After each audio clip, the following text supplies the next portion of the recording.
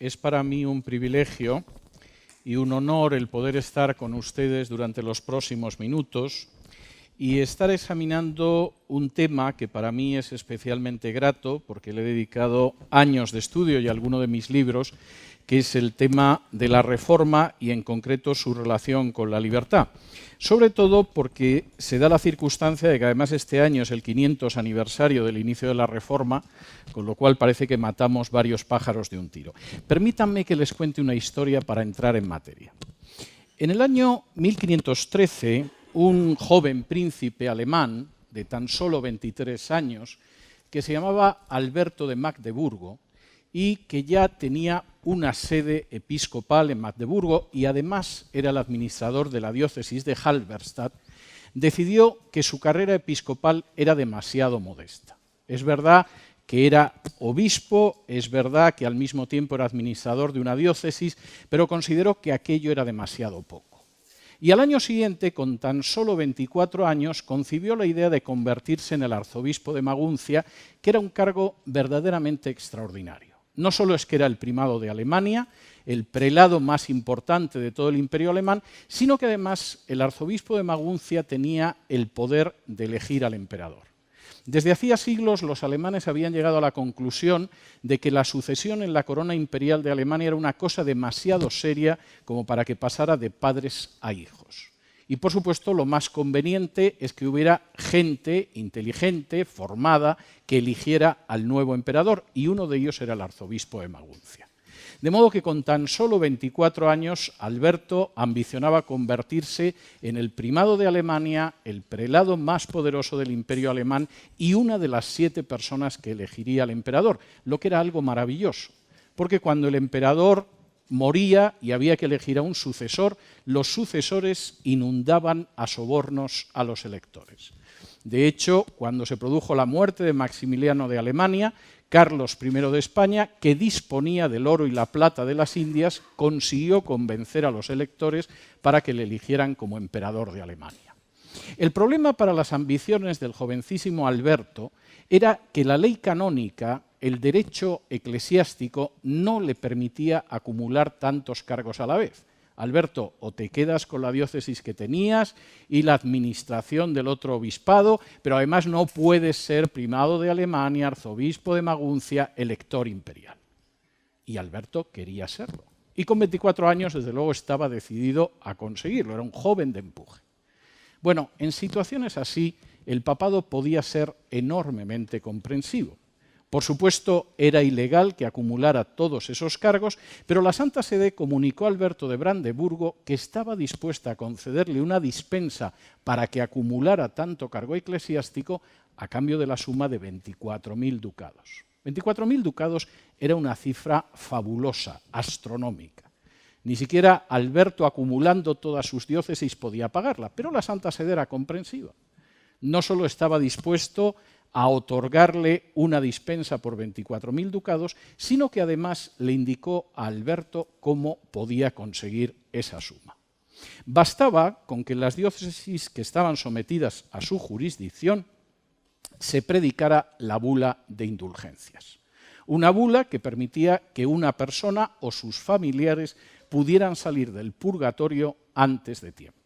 Y por supuesto la idea beneficiaba a todo el mundo. Alberto conseguiría, con la bula de indulgencias en sus diócesis, pagar la dispensa papal. La mitad del dinero que se recogiera con la venta de la bula de indulgencias iría a parar a las arcas del Papa, que podría terminar las obras de la Basílica de San Pedro en Roma, todavía la iglesia más alta en Europa, y aparte de eso habría otra gente que también obtendría beneficios. Por ejemplo, la banca Figuer adelantaría el dinero a Alberto y recibiría luego el préstamo devuelto con algún interés. Incluso el emperador de Alemania se llevaría parte de la mordida, porque sería absolutamente intolerable que alguien hiciera un negocio tan fabuloso en el territorio del imperio alemán y el emperador no recogiera nada. De modo que todos estaban contentos. Alberto de Brandeburgo, el Papa, el emperador y la banca internacional. Incluso había quien podía decir que aquello beneficiaba al pueblo. porque la venta de indulgencias permitía no solo que el pobre Hansel saliera del purgatorio antes, sino también que su tía Gertrudis abandonara las llamas del purgatorio con antelación. Y con esa idea en mente, los predicadores de indulgencias fueron recorriendo las calles de pueblos y ciudades de la diócesis de Alberto de Brandeburgo, utilizando unos lemas publicitarios realmente extraordinarios. Por ejemplo, el dominico Johann Tetzel utilizaba la siguiente frase: apenas la moneda toca el platillo, el alma sale volando hacia el paraíso. Hay que reconocer que como oferta espiritual no se puede pedir más. En el mismo momento en que la moneda daba en el platillo, comprando las indulgencias, el alma, libre de los tormentos del purgatorio, se elevaba por el cielo hasta entrar por las puertas del paraíso. Y aparentemente todo el mundo estaba contento. Pero las cosas aguantan mejor el estar en el papel que el contraste con la realidad. Y de pronto, un monje agustino, que era profesor de Sagrada Escritura en la Universidad de Wittenberg, empezó a recibir la visita de penitentes que no estaban tan contentos con aquella historia. Algunos le confesaban directamente que, por supuesto, sacarían al tío Hans del purgatorio, pero si pagaban la bula de indulgencias, no iba a haber zapatos para sus hijos ese invierno. Algunos comentaban directamente que estarían encantados de sacar a su madre del purgatorio, pero entonces era obvio que en casa iban a pasar bastante hambre durante el tiempo que quedaba. De manera que Fray Martín, que era como se llamaba aquel sacerdote, empezó a sentirse inquieto. Primero porque tenía la sensación de que aquello colocaba una presión económica sobre la gente que era discutible, y segundo, porque todo aquello le despedía un aroma a comercio de cosas sagradas. Sí, es verdad que a la gente le ofrecían la oportunidad de pagar para salir del purgatorio, pero si realmente el Papa tenía el poder para sacar a la gente del purgatorio, ¿por qué no los sacaba simplemente por amor en vez de cobrándoles una tarifa por ello? Y Fray Martín, que era profesor en la Universidad de Wittenberg, decidió escribir 95 tesis sobre las indulgencias. Las clavó en la puerta de la iglesia de Wittenberg no como un desafío, sino porque la puerta de la iglesia de la Universidad de Wittenberg era el tablón de anuncios de la universidad, y lo que él quería era efectivamente establecer un debate académico para ver si la compraventa de indulgencias era lícita o era un disparate de carácter espiritual. El gran problema es que cuando Martín hizo esto no se imaginaba lo que iba a venir a continuación. No hubo una disputa académica, por supuesto nadie se sentó razonablemente a intercambiar puntos de vista, sino que inmediatamente a Fray Martín lo amenazaron con la excomunión, porque además Fray Martín no solamente ponía en cuestión el funcionamiento de la venta de indulgencias, es que además sostenía posiciones absolutamente inaceptables. Por ejemplo, sostenía que el Espíritu Santo no se complacía cuando se ejecutaba a herejes. ¿A quién le podía caber en la cabeza una idea tan extravagante como para pensar que al Espíritu Santo no le encanta ver a los herejes arder en una estaca? De manera que antes de que se diera cuenta, Fray Martín había recibido una bula de excomunión que el Papa León X firmó mientras estaba cazando jabalíes, y se encontró con la idea de que podía acabar en la hoguera. Lo que inicialmente era un problema simplemente de carácter pastoral, lo que inicialmente iba a ser una discusión científica, encendió un fuego que conocemos como la Reforma, y de hecho Fray Martín clavó las tesis precisamente en octubre de 1517, hace casi 500 años. La Reforma, por supuesto, provocó inmediatamente una revolución de carácter espiritual, porque además Fray Martín, como otros en otros lugares de Europa de manera independiente, decidieron que la única manera de pasar por encima de la corrupción del cristianismo en la Edad Media era volver a la Biblia. Y eso implicó mover hasta sus cimientos la cultura occidental de la fecha. De pronto, frente a la idea de que había un magisterio eclesiástico y una tradición de siglos que obligaba a la gente, el mensaje de la Reforma era que no era así, que en realidad la gente tenía que romperse las cadenas de ese magisterio eclesiástico y de las tradiciones de siglos y volver a la libertad de los hijos de Dios que aparece en la Biblia. Frente a la idea de que de alguna manera estamos sometidos a distintas instancias espirituales que hay en el cosmos y que son multitud de seres situados entre Dios y los hombres, Fray Martín y los otros reformadores insistieron en que no era así, que eso eran esclavitudes absolutamente intolerables y que el centro de la vida cristiana, por definición, lo tenía que ocupar Jesús, no cualquiera de los otros seres. Y ya en el remate, y esto parecía intolerable, frente a la idea de que la salvación la acababa dispensando una jerarquía que tenía una serie de instrumentos para que la gente, por ejemplo, cuando la moneda sonaba en el platillo, pudiera salir liberada del purgatorio, insistió en algo escandaloso. La salvación no se puede merecer, la salvación no se puede ganar, la salvación no es una especie de concurso en el que uno va ganando puntos y al final le dan el ticket para el cielo, sino que la salvación es un regalo de Dios que Jesús obtuvo cuando murió en la cruz. El mensaje inicial de la Reforma era, por supuesto, un mensaje de libertad, pero de libertad espiritual. Pretendía sacudirse las cadenas de la Edad Media, regresar a lo que había sido la predicación del cristianismo primitivo en el siglo I. Pero la Reforma no solamente tuvo un impacto espiritual, aunque ese fuera muy fuerte. La Reforma empezó a tener un impacto de enorme libertad en la sociedad en la que se movía, en cualquiera de las sociedades en las que se movía, porque empezó a recuperar una serie de valores que existían en la Biblia y que habían sido de alguna manera orillados, al menos desde el siglo IV, cuando el cristianismo pasó de ser una religión perseguida a ser la religión del imperio. Permítanme que en los próximos minutos les aborde algunos de esos temas en los que de pronto se produjo una libertad enorme de carácter individual y colectivo que vino de la mano de la Reforma. El primer aspecto fue la libertad de la ignorancia, y es algo tremendamente importante, y tengo que decir que es algo de lo que lamentablemente algunos de nuestros países no se han conseguido liberar a día de hoy. Fíjense en algunas cuestiones porque son enormemente interesantes a la hora de hablar de esa libertad de la ignorancia. En un momento determinado, la Reforma se encontró con una circunstancia que no se había planteado durante más de un milenio. Una persona en el seno de la Iglesia Católica puede ser perfectamente analfabeta, puede no saber leer y escribir y, por supuesto, se va a salvar y puede llegar a santo. No es que se recomiende ser analfabeto para ser católico, pero hay casos en los que efectivamente una persona ha subido a los altares, es objeto de culto y no necesita siquiera saber leer y escribir.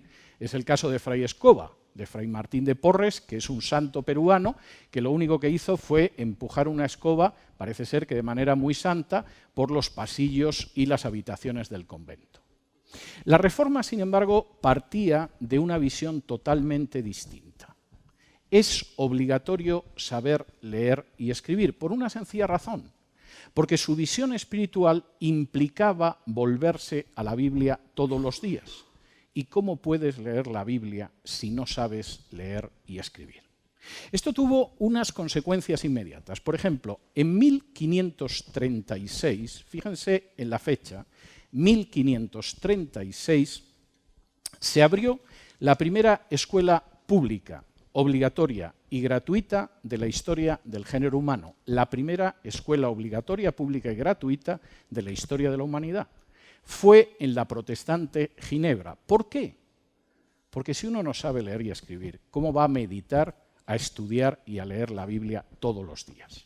No fue una excepción. En 1547, en la protestante Escocia, en la confesión de fe escocesa volvió a repetirse ese fenómeno.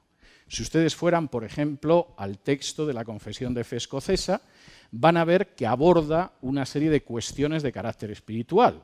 Habla de Dios, habla de los sacramentos, habla de la salvación, habla del juicio final, pero curiosamente incluye el mandato de que en todas las poblaciones rurales se abra una escuela pública, gratuita y obligatoria para los niños. Y además aparece otro mandato más. En las ciudades tiene que abrirse una universidad. A diferencia de las universidades católicas, no son universidades centradas especialmente en la teología, no son universidades centradas en las élites o en el clero, sino universidades que se abren sobre todo al talento y a personas de toda clase social. De manera bastante notable, y esa liberación de la ignorancia fue obvia, las grandes universidades de hoy en día, piensen ustedes en Harvard, en Yale o en Princeton, fueron todas fundadas por gente inspirada por la Reforma. En el caso de esas tres universidades, por puritanos. La liberación, la libertad de la ignorancia era absolutamente esencial.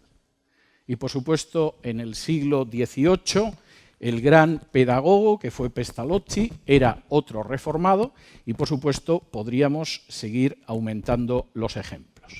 Fíjense en lo que esto significa en términos de nuestro desarrollo histórico, porque es algo realmente muy importante. Cuando a mediados del siglo XVII los puritanos que habían abandonado Inglaterra llegaron a las costas de lo que ahora es Estados Unidos en busca de libertad de conciencia, en un barco que se llamaba el Mayflower, en ese barco, y esto es tremendamente importante, la tasa de alfabetización de los varones era de un 80%. La tasa de alfabetización de las mujeres llegaba a cerca de un 70%. La tasa de alfabetización de Guatemala, cuando accedió a la emancipación, no llegaba al 10% de la población. Y, por cierto, tengo que decir que en España no era mejor. No piensen que en la parte de España que estaba a este lado del Atlántico la gente era más analfabeta. No, tenía la misma tasa de analfabetismo de la España de la Contrarreforma que estaba al otro lado del Atlántico. La liberación de la ignorancia no se produjo. Tengo que decirles que sigue sin producirse. La liberación de la ignorancia no solo pasó por el terreno de la educación, pasó por el terreno de la ciencia. Y esto es algo tremendamente interesante, porque la Reforma, como han reconocido filósofos e historiadores de la ciencia, como Thomas Kuhn o como Whitehead, impulsó la revolución científica que conocemos en la actualidad.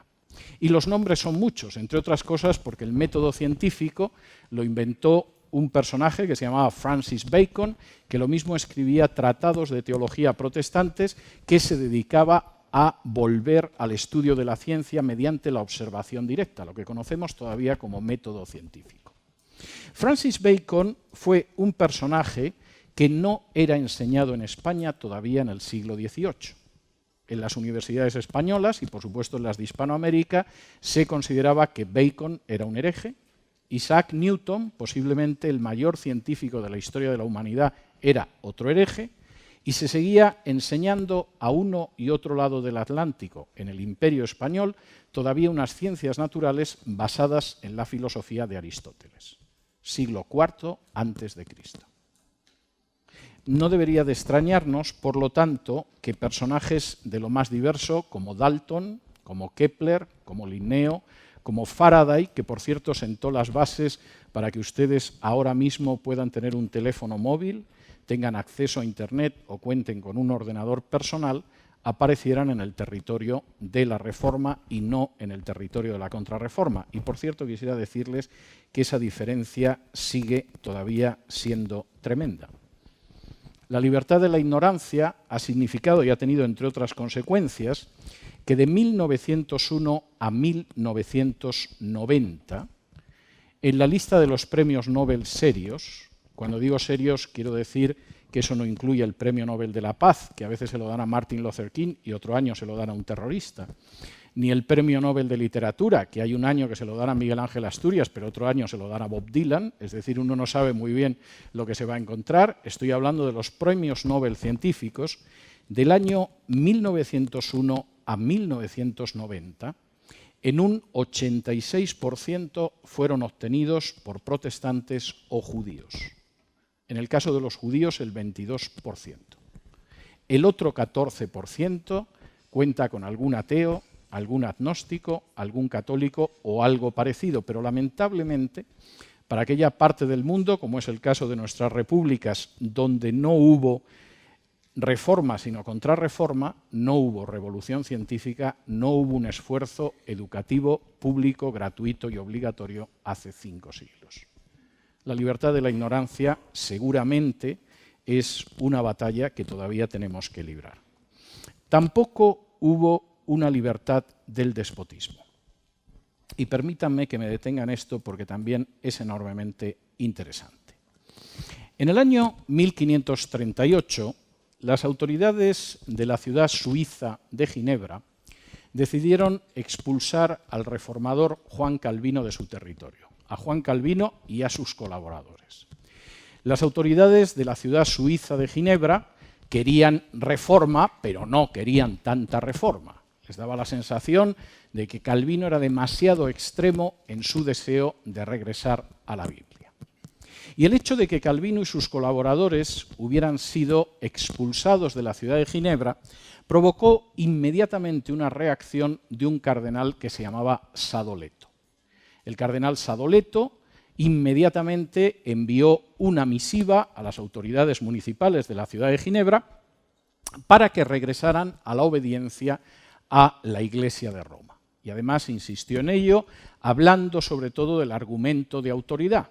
Era obvio que la institución papal tenía la máxima autoridad y, por lo tanto, el principio que debía de regir ese tipo de relaciones era el principio de autoridad y la sumisión a la autoridad. Las autoridades de Ginebra acababan de expulsar a Calvino, pero no eran del todo estúpidas, de modo que decidieron pedirle que escribiera una respuesta al cardenal Sadoleto. Calvino se puso a escribir la respuesta al cardenal Sadoleto, le empleó tan solo 6 días y lo que surgió fue un opúsculo, un librito, que forma parte de los textos más interesantes de la Reforma. No me voy a poner a hablar de la carta al cardenal Sadoleto, porque sé los minutos que tengo, pero sí quiero pararme en un aspecto. En la carta del cardenal Sadoleto y en la respuesta de Calvino había 2 conceptos absolutamente distintos sobre qué tiene la supremacía en una sociedad.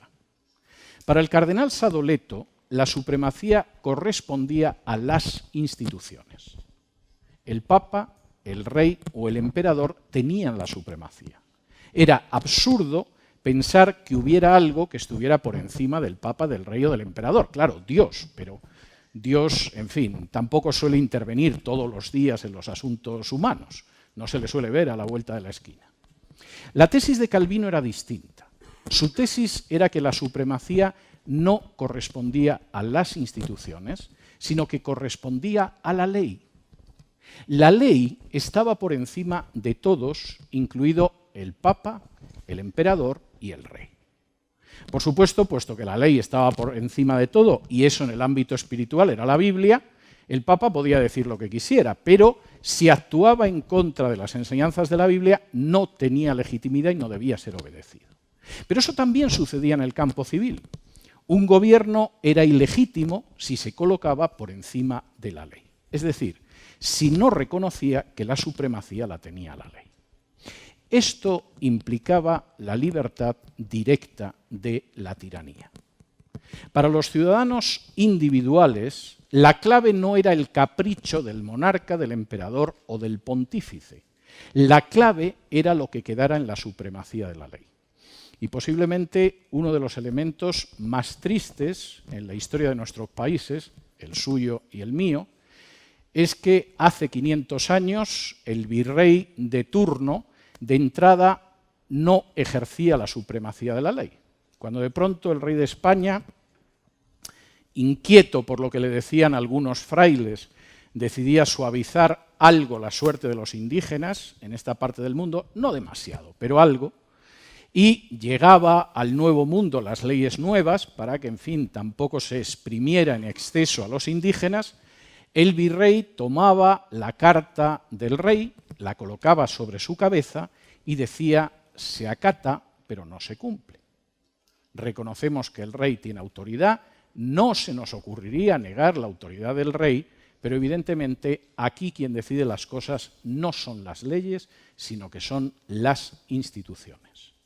Y eso es algo que ha continuado trágicamente a lo largo de nuestra historia. El principio de supremacía de la ley es totalmente ajeno a la cultura en la que nosotros hemos crecido y, por lo tanto, la libertad frente a la tiranía es algo, en la mayoría de los casos, absolutamente ilusorio. No solamente la Reforma impulsó esa libertad frente a la tiranía con el principio de supremacía de la ley, lo impulsó también con el principio de división de poderes. Ahora, fíjense en esto porque es enormemente interesante. Nosotros no hemos vivido históricamente, más allá de algún planteamiento teórico, la idea de la separación de poderes. Si se molestan ustedes en leer los textos de declaración de independencia de las repúblicas hispanoamericanas, incluso en el caso de Del Valle, que es un canto al optimismo humano, a la luz, a la esperanza, etcétera, etcétera, tanto en las constituciones españolas como en las constituciones hispanoamericanas hay una visión enormemente optimista del ser humano. Se supone que en el momento en el que alcancemos cierto grado de libertad, todo irá sobre ruedas y no nos espera nada más que una felicidad perpetua. No hace falta que les diga que estas declaraciones las escribiera quien las escribiera, no se han correspondido jamás con la realidad.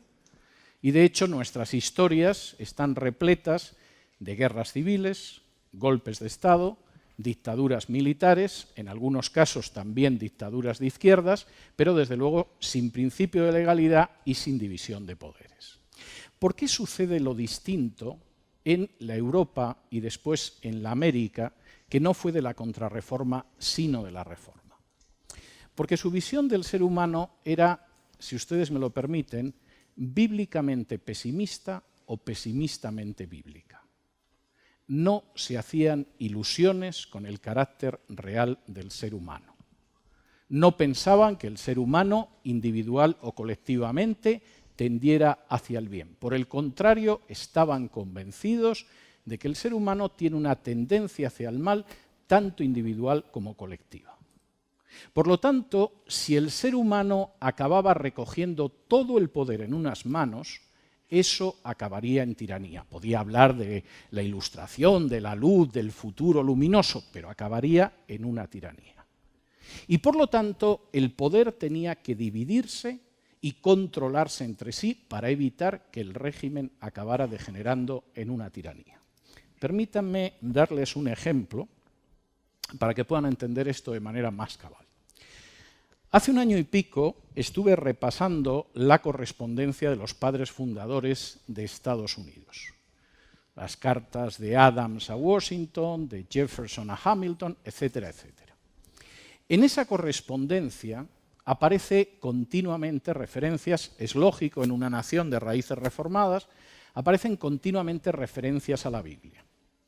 Pero curiosamente uno de los textos que más aparece de la Biblia es un texto del profeta Jeremías en el que se dice que el corazón humano es engañoso, es decir, tiende a engañar a los demás y a engañarse a sí mismo.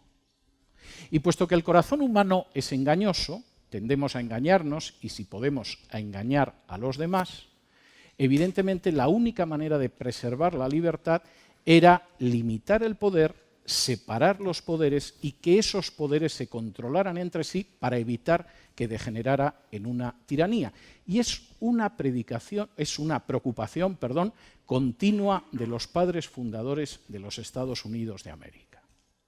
Si el poder se concentra, estamos perdidos, acabaremos en una tiranía. El poder tiene que ser limitado bajo la supremacía de la ley y vigilándose. O por expresar el lema clásico del constitucionalismo norteamericano, tiene que ser un sistema de checks and balance, de frenos y contrapesos, en el cual los tres poderes del Estado se frenan y se contrapesan o acabaremos en tiranía.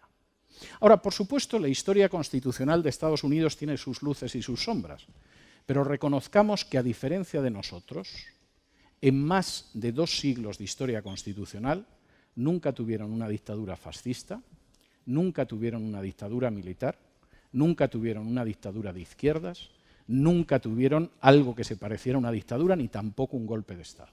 incluso puestos a hablar de guerras civiles, están en la cola de las guerras civiles de cualquier país de América, con la excepción del Canadá, nos guste o no nos guste.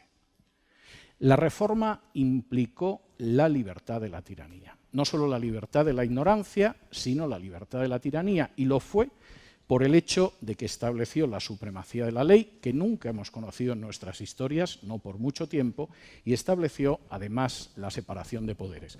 No fueron las únicas ventajas de esa situación de la reforma.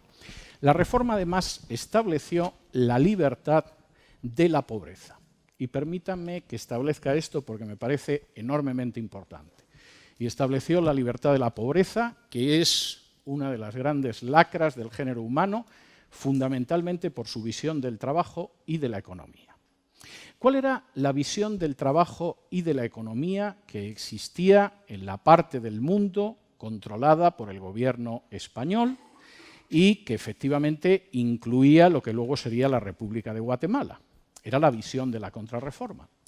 ¿Cómo veía la contrarreforma el trabajo? La contrarreforma consideraba que el trabajo era un castigo de Dios y además desde el siglo IV arrastraba una visión del trabajo que consideraba que el trabajo manual era indigno. De hecho, hasta finales del siglo XVIII, después de que Estados Unidos ya fuera una nación independiente, el rey de España, Carlos III, no decretó una real pragmática en la que suprimía legalmente la deshonra del trabajo. Nuestras culturas han partido de la base de que el trabajo, sobre todo cierto tipo de trabajo, es algo deshonroso, mientras que, por el contrario, en fin, el trabajo seguramente, si no es un castigo de Dios, se asemeja lo suficiente como para que intentemos huir de él. La visión de la reforma fue distinta, porque partió de la Biblia, y al ir a la Biblia y al libro de Génesis se encontró con que antes de la caída Dios había colocado a Adán en el huerto del Edén para que lo cultivara y lo guardara. Es decir, el trabajo no era una consecuencia de la caída, el trabajo era la finalidad del ser humano antes de que se alteraran sus relaciones con Dios. Y eso provocó lo que algunos llaman el concepto protestante del trabajo, llámenlo como quieran, pero tuvo una influencia enorme, porque implicó una enorme dignificación del trabajo de todo tipo. Por ejemplo, es curioso que Fray Martín Lutero, escribiendo sobre las amas de casa, dijera de manera rotunda que su trabajo, aunque algunos lo consideraban insignificante, era más santo que la ascesis de todos los monjes y monjas del mundo. Las pobres amas de casa están malditas en la sociedad en la que vivan, tengo que decirlo. Si la sociedad tiene una impronta machista, son las que realizan un trabajo indigno que nadie quiere.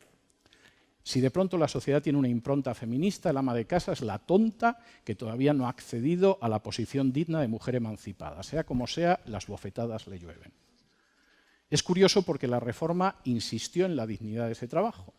O insistió, por ejemplo, en que el trabajo manual era un trabajo tan digno como los trabajos físicos, incluidos los espirituales. William Tyndale, que pagó el atrevimiento de traducir el Nuevo Testamento del griego al inglés, escribía que no existía la menor diferencia entre la mujer que lavaba platos, el hombre que sembraba el campo, el magistrado que impartía justicia o el predicador que estaba en el púlpito.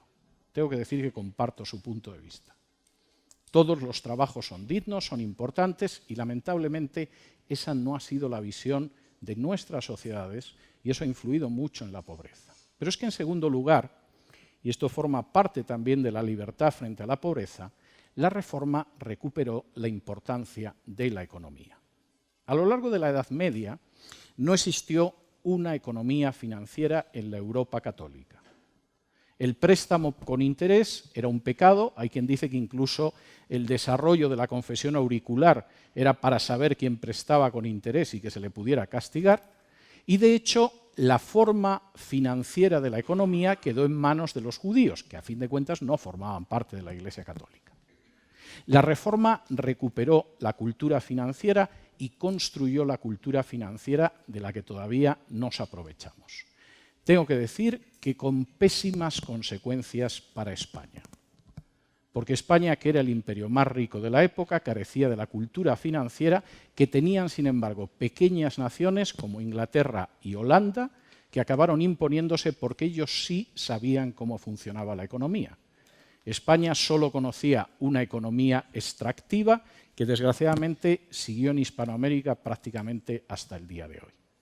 A la libertad de la ignorancia, a la libertad de la tiranía, a la libertad de la pobreza, la reforma sumó una última libertad, a la que me voy a referir ahora, y es la libertad de los pecados veniales. Permítanme que me detenga en esto, porque seguramente a alguno esto le sonará bastante curioso. Ustedes saben, por lo menos la gente que haya leído el catecismo o que haya ido a catequesis o cualquiera de estas cosas, que la Iglesia Católica diferencia entre pecados veniales y pecados mortales. Los pecados mortales ocasionan la condena eterna en el infierno si uno muere en pecado mortal. Los pecados veniales ocasionan un paso por el purgatorio más o menos prolongado. Y de hecho, eso explica que determinadas prácticas borren los pecados veniales. Por ejemplo, al menos en teoría, si uno entra en la iglesia y se santigua con agua bendita, se le van los pecados veniales. Y como decía un profesor mío del Opus cuando yo era un estudiante como ustedes, yo siempre que entro en una parroquia me santiguo con agua bendita porque sé que se van los pecados veniales y a lo mejor se llevan algún mortal de paso. De modo que en este sentido eso es algo que forma parte de nuestra cultura. El problema es que entre esos pecados veniales están el hurto y está la mentira.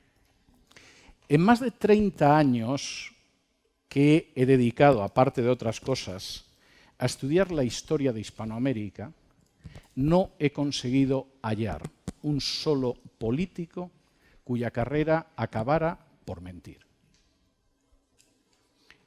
Sigo teniendo la esperanza de que un día, cuando esté expresando esto en público, de pronto alguien levante la mano, me diga, está usted equivocado. En el año 1872 hubo un brasileño que se llamaba Du Álvares da Costa, no sé cuántos, y ese efectivamente mentía y le costó su carrera política. No hay un solo caso. Nuestra cultura es una cultura que considera la mentira un pecado venial. Por supuesto, nos molesta cuando nos mienten, es cierto, pero consideramos que la mentira es un pecadillo sin importancia. Es impensable que una carrera política se acabe por mentir. Es más, sabemos que determinados políticos nos mienten y aún así seguimos votándolos. Pero sucede lo mismo en el caso del hurto. No quiero que pasen un mal rato pensando en su país, les voy a hablar del mío. En España a la gente le entusiasma hurtar. Si va a los hoteles, se llevan las toallas o se llevan los albornoces, las batas de baño. Si alguien trabaja en un hospital, desde luego tiene asegurado el suministro de algodón, de alcohol, de jeringuillas o de curitas para su casa. Si alguien trabaja en una oficina, es muy posible que se lleve el papel u objetos de escritorio. No consideran que el hurto sea importante. Son pequeñas cosas, casi como un complemento del salario que reciben. Claro, si a ellos les roban, les sienta muy mal, pero a fin de cuentas robo solo es cuando alguien roba un peso por encima de lo que nosotros robamos. Esa cultura, que forma parte de una cosmovisión de pecados veniales, por supuesto se dispara cuando uno no se puede llevar un frasco de alcohol o un paquete de algodón de un hospital o una toalla de un hotel, sino que uno tiene acceso a un presupuesto. Y cuando uno tiene acceso a un presupuesto, no es una botella de alcohol, puede ser el seguro social del país. O como decía un humorista español al que yo tuve oportunidad de entrevistar, un personaje muy gracioso y muy ingenioso. En uno de sus sketches humorísticos, al final, el personaje se dirigía a Dios en una oración y le decía: Señor, no me des, pero ponme donde haya. Hay toda una filosofía de la corrupción en esto. Y lamentablemente, la reforma significó la libertad frente a la corrupción y eso no se dio en el terreno de la contrarreforma. El hecho de que una ministra, como en Suecia hace 5 años, dimitiera porque había pagado un pañuelo con el presupuesto de su ministerio. O que un ministro en Alemania dimitiera hace 4, porque se había descubierto que una parte de su tesis doctoral estaba plagiada, es impensable en nuestro ámbito cultural. Y posiblemente lo más interesante a 500 años del inicio de la Reforma no es solo el examinar determinados hechos históricos, es fundamentalmente darnos cuenta de aquellos aspectos de libertad, entre otros enormes beneficios, que nuestras naciones han perdido históricamente. Darnos cuenta de que efectivamente la libertad de la ignorancia sigue siendo una batalla que tenemos que seguir librando, darnos cuenta de que la libertad de la tiranía y del despotismo político continúa siendo una batalla más que presente a día de hoy. Es más, los riesgos para la libertad en ciertas naciones, como las repúblicas de Hispanoamérica, son enormes porque nuestras democracias son inmensamente frágiles, mucho más de lo que nos gustaría. Implica también darnos cuenta de que hay una libertad de la corrupción que es posible y a partir de aquí aprovechar ese 500 aniversario de la Reforma no como una fecha más, como el 500 aniversario del descubrimiento de América, el 200 aniversario de la Constitución americana, el centenario de la Revolución rusa, sino como un intento de examinar la historia de nuestros países, descubrir el origen de sus males, diagnosticarlos correctamente y aplicarles una cura de libertad. Muchas gracias por todo.